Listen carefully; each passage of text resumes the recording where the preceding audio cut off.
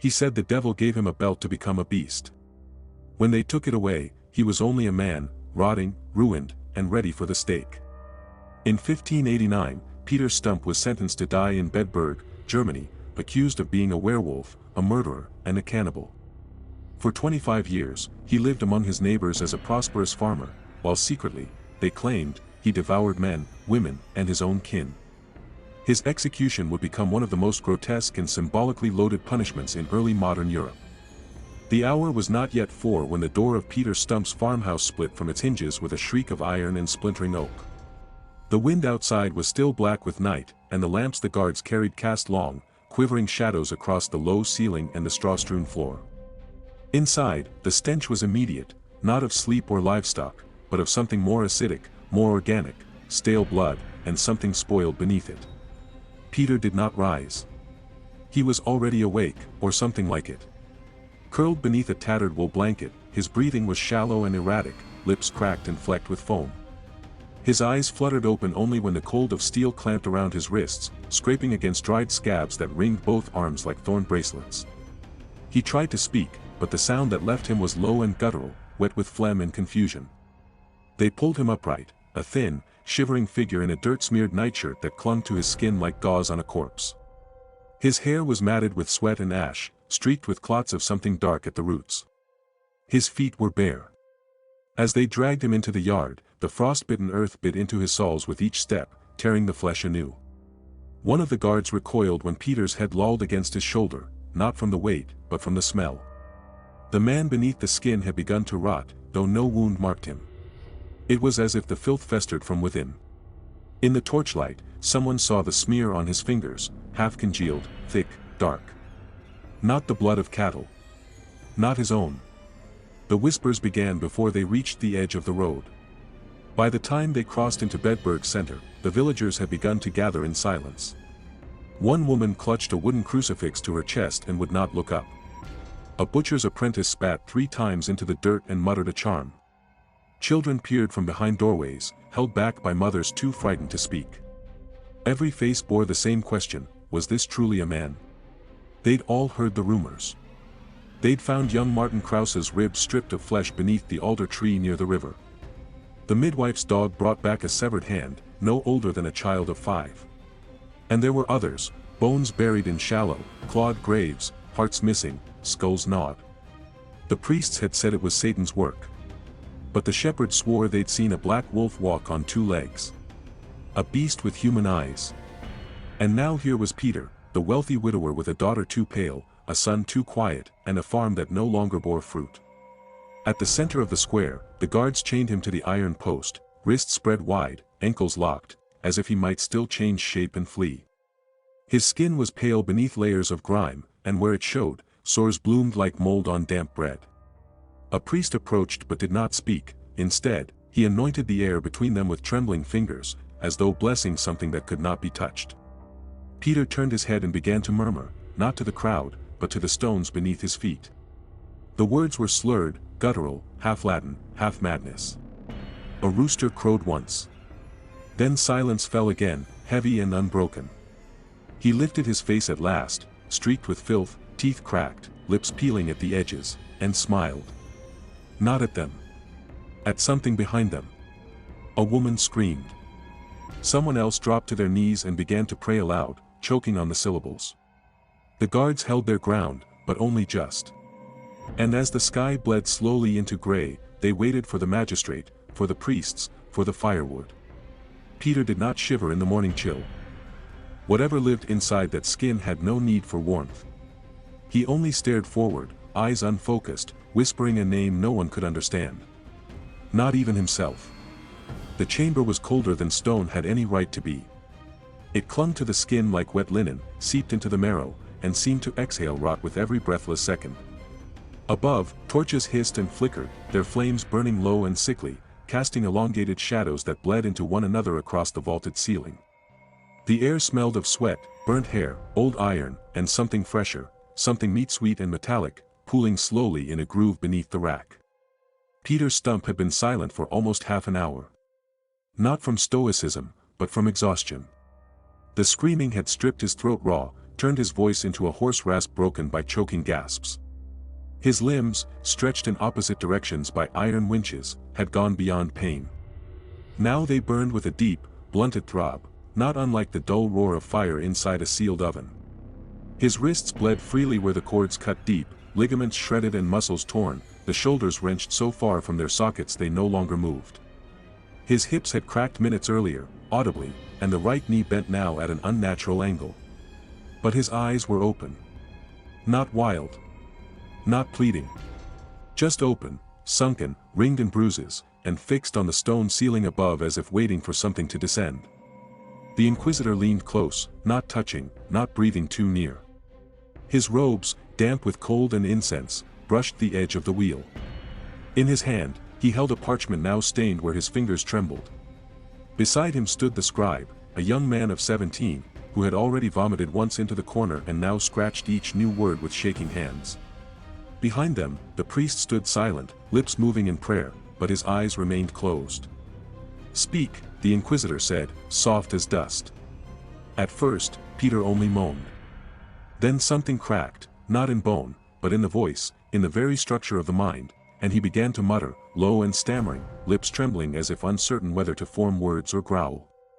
But the sentences came. Disjointed. Fevered. And then, horrifyingly, clear. He spoke of the devil.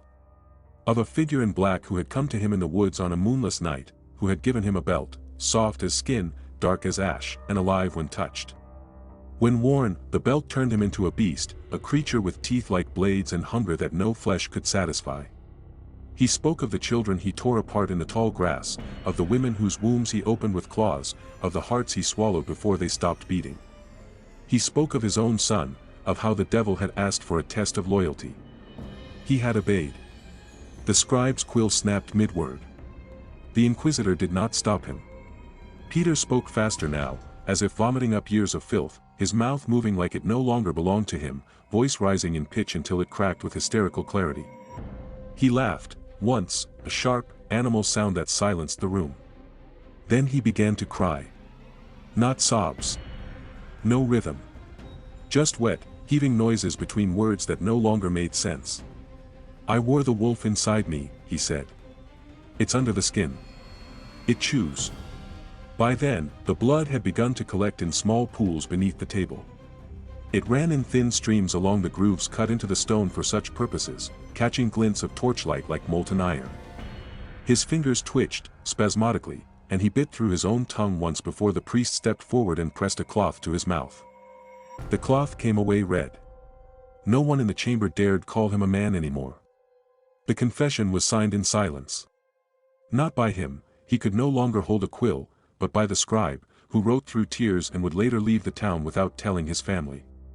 The Inquisitor placed a single coin beside Peter's broken hand, a mockery of payment, or a last alms, no one could say. And still, as the rack was loosened and his body sagged like meat strung too long in the sun, Peter whispered one final thing. "They'll come for me again. When the moon's black."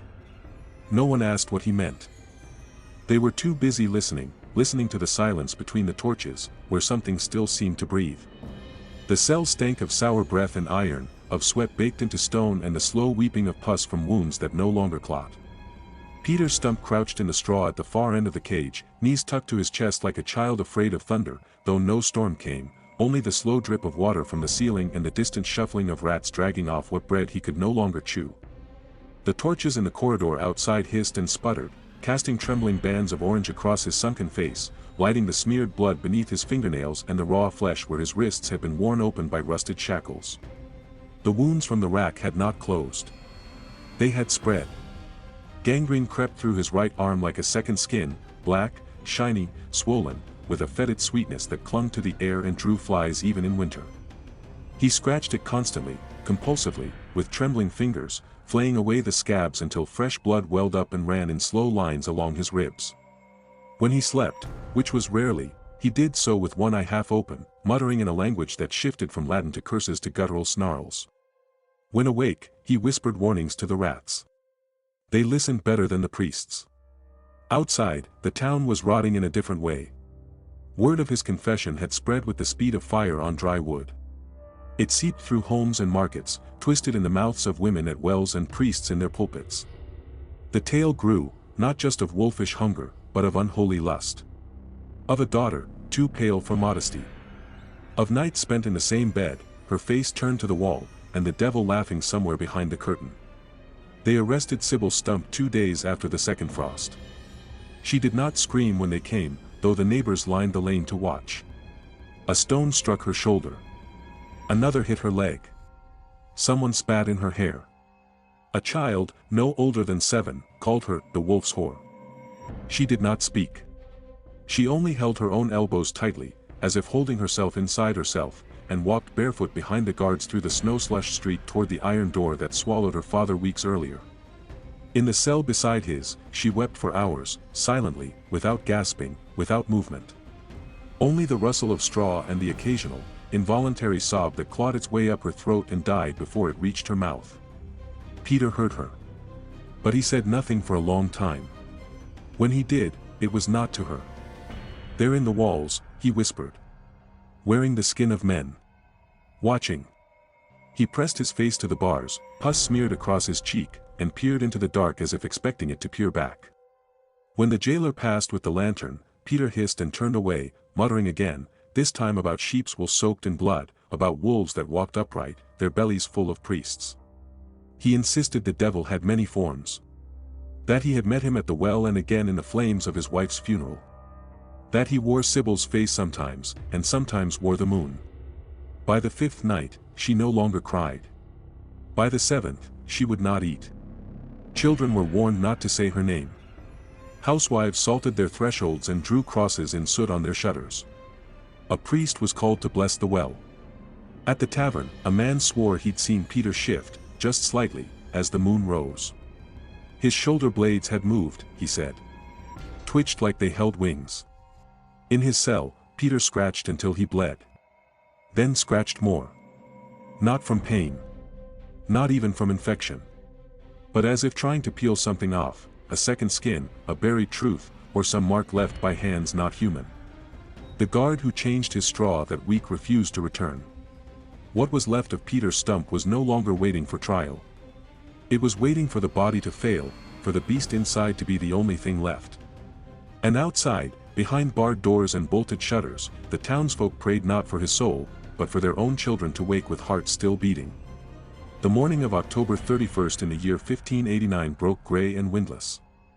The kind of dead air that seems to hang in judgment. The square had been cleared by dawn, swept not just of dust and leaves but of mercy. The scaffold was already wet, not with rain, but from the night's cleansing, buckets thrown by trembling hands, scrubbing away dried blood from the last condemned. Yet the stains never fully lifted. They lingered in the cracks of the timber, dark as ink and twice as old. Peter Stumpp was carried into the square at mid-morning. He did not walk, could not walk, for his legs no longer held shape. The rack had dislocated his joints and twisted his spine until it bowed like a broken bowstring, and the sores across his limbs had turned purple at the edges, weeping a pus that clung to him like oil.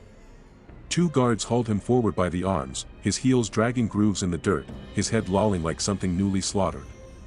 His mouth hung open, his tongue thick and dark from fever, crusted with blood where he had bitten through it in sleep. The crowd had gathered in near silence, not from respect, but from dread. No one pushed. No one spoke louder than a whisper. They came in cloaks and veils, clutching crosses, prayer beads, and children too young to understand what was about to be done. A priest in black robes walked ahead of the procession, swinging a censer that filled the air with sickly sweet smoke, the scent of frankincense unable to mask the reek of rot that clung to the prisoner like a cloak of filth. The wheel stood upright on its axle, a great wooden crossbeam laid horizontal, fitted with thick iron spokes slick with dew. Beneath it waited the executioner, face veiled in linen, his hammer already slick with grease and ash. No words were exchanged. Peter was strapped to the wheel with ropes that tore into his ruined flesh, his limbs splayed wide, unnatural angles made worse by the swellings along each joint, where infection had turned bone soft. His right foot twitched once, spasmodically. He groaned, barely audible, more animal than human. Then the hammer fell. The first blow landed on the right shin. The crack was wet and muffled, like a branch broken underwater. The bone split in two beneath the force, the flesh rupturing outward as marrow and blood gushed down the spokes. Peter screamed, high, hoarse, involuntary, the sound torn from lungs that barely drew air. The second strike came before the echo of the first had faded, this time to the left knee. The joint collapsed under the cudgel, and his thigh snapped backward with a sound that silenced the prayers in the crowd. He screamed again, but the scream broke midway, turned to a gargled moan. His back arched, spasmed, then sagged, and still the hammer came. Left arm. Right elbow. Shoulder. Pelvis. With each strike, the body convulsed as though possessed, not by a spirit, but by the body's own unwillingness to die cleanly.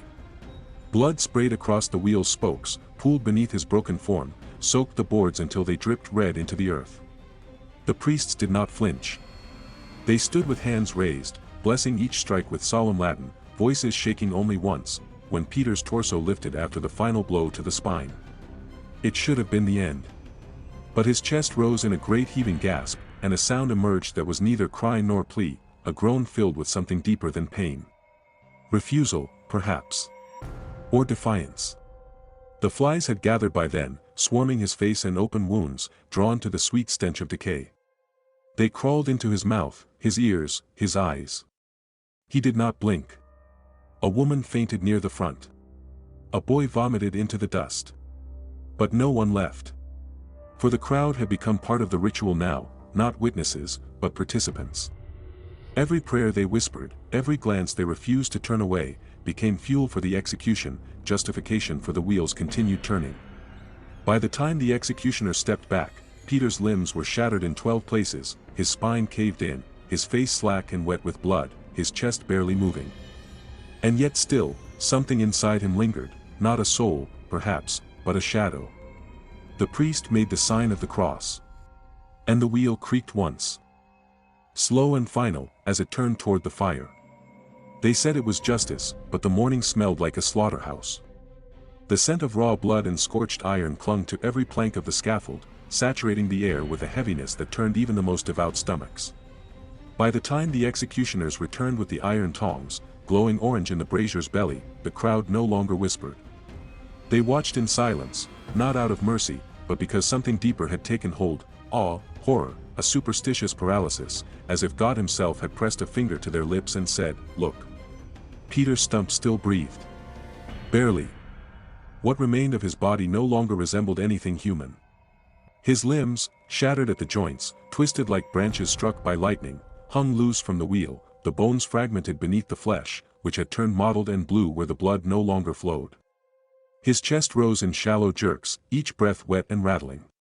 The skin across his abdomen had begun to peel on its own, torn from the friction of rope and the flies that fed on him without resistance.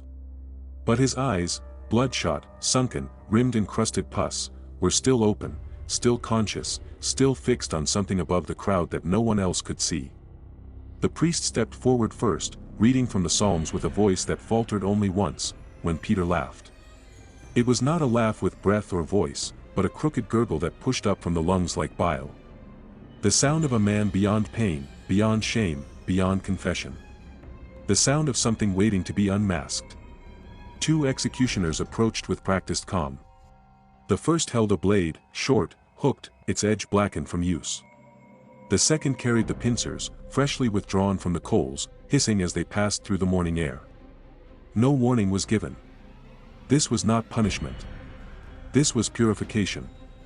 The first cut began at the ribcage, just below the left nipple. The blade did not slice, it dug, slow and deliberate, into the outermost layer of skin, separating it from the muscle beneath like the peeling of spoiled fruit. Peter shrieked. The sound tore from his throat in raw bursts, each louder than the last, his spine arching despite the broken vertebrae, his fingers twitching where they hung. The executioner moved methodically, across the abdomen, around the side, up toward the shoulder, carving deep, wide strips and peeling them back until red muscle pulsed underneath, slick with sweat and blood. The priest kept reading. The second executioner moved next, gripping Peter's tongue with the red-hot pincers, yanking with a force that made his jaw creak and foam spill from his lips. The flesh tore with a sickening rip, the heat cauterizing the root even as it severed it. Peter's mouth gaped in a silent scream, blood pouring down his chin, his breath whistling through the open cavity with a whistle like a butcher's bellows. Somewhere in the crowd, a woman began to sob. Another fainted. But no one moved. To the right of the wheel stood 2 wooden stakes, thick and blackened, already wrapped in kindling and soaked in pitch. Sybil Stumpp, the daughter, stood tied to one. Catherine Trompin, his mistress, was bound to the other. Both had been stripped to the shift. Both trembled, but neither screamed yet. The wind tugged at their hair as the executioners lit the pyres. The flames caught quickly, climbing the resinous wood with a roar that drowned the first cry. Sybil's voice rose like a blade through the fog, shrill and high and wordless, piercing the marrow. Catherine's followed, deeper, hoarser, choked by smoke, and then Peter began again, mouth torn, throat bloodied, no words left, only sound, pure and inhuman, howling into the sky as his skin peeled in red ribbons. Somewhere deep in the trees, the wolves answered. Smoke curled upward, thick and bitter, black with the scent of burning flesh and sanctified death. It moved like a banner across the sky, twisting above the heads of the silent crowd, who now stood as if frozen, neither cheering nor weeping, watching as fire consumed the last fragments of the Stumpp bloodline. The priest closed his book and stepped back. No blessing was given. There was no soul left to save. At the edge of the scaffold, beneath a sky turned pale with ash and soot, the executioner approached for the last time, his boots sticking faintly to the planks now soaked through with congealed blood and burned fat. The wheel creaked beside him, no longer spinning, no longer needed, its work complete, its burden now limp and barely breathing. The body tied to it had been reduced to pulp and bone, blistered, peeled, broken, no longer a man, barely a shape, yet still tethered to life by the stubborn remnants of a heart that refused to stop. The crows had come before the priest. They circled overhead in slow, deliberate loops, dipping lower with each pass, drawn by the scent of exposed organs and the blackened sweetness of roasted flesh. A dog whined nearby, tethered by its owner, who dared not speak nor flinch as it strained toward the base of the wheel, tongue lolling, nose twitching, tasting something older than hunger in the air. From beneath the platform, another mutt, stray, feral, half-starved, slipped through the shadows and began to lap at the blood pooling beneath the beams, its snout red within moments, its ribs sharp beneath matted fur. Peter Stumpp no longer screamed. His head hung sideways from his ruined shoulders, mouth slack, teeth exposed in a grimace not quite human. One eye was swollen shut, the other stared glassily into the crowd, or past them, into something they could not see, something that waited beyond the hill, or beneath the ground, or inside the crowd itself. Some swore it flickered. Others said it followed them as they moved. The executioner raised his blade. It was not a sword, but a cleaver, short, thick, brutal in shape, meant not for elegance but for certainty. No prayer was given. No verdict read. The priest had stepped back minutes ago, lips sealed, hands folded as though the act had gone beyond scripture. This was no longer justice. This was erasure. The blow landed with a sound like a log splitting in frost. Once. Twice. The third strike severed what remained of the spine, and Peter's head rolled down the sloped boards, trailing a ribbon of blood, until it came to rest in the straw with a soft, wet thud. His eyes remained open. Still. A second man approached, a carpenter by trade, conscripted by the magistrate, carrying a stake as thick as a man's arm, its point blackened, its surface wrapped in coarse rope. With practiced haste, they drove it deep into the ground at the square's edge, beside the well where the butcher's boy had found the jawbone of a child just weeks earlier. The head was mounted without ceremony, jaw slack, tongue severed, expression caught in mid-recoil. Then, beside it, they nailed the bleached skull of a wolf, stripped of fur, jaw wired open, eyes hollow. The two faces stared together across the square. One real. One myth. Neither denied. Peter's body was not buried. It was quartered, arms and legs hacked off and nailed to the gates of Bedburg, facing each cardinal direction, so that no wind might carry him home. His torso was dragged through the dirt and dumped outside the churchyard wall, forbidden from sanctified ground, left for the dogs and the worms and whatever spirits took interest in such meat. For 3 days, no bells rang. No weddings were held. No children christened. The tavern kept its shutters drawn, and the blacksmith's hammer did not strike. Bread was broken in silence. Crosses were carved into doorframes. Mothers murmured prayers not found in any book. And still, at night, the children whispered of how his eyes had not closed, how the dogs that licked his blood had gone mad and turned on each other, how the wind that passed the skull made it rattle like it breathed. They said the devil had been driven out. But no one said his name. Not aloud. Not twice. Not after dark. In the years following Peter Stumpp's death, Bedburg was consumed by fear and religious hysteria. The electorate intensified its witch hunts, and dozens more were tortured and burned on rumors alone. His trial became a template for punishment by spectacle, a theater of divine justice wrapped in iron and flame. Centuries later, historians questioned the trial's legitimacy. Many now see it as a political purge wrapped in folklore, a product of Reformation paranoia and social unrest. Yet the myth of the Bedburg werewolf endures, a story too gruesome to be forgotten, and too monstrous to be entirely false.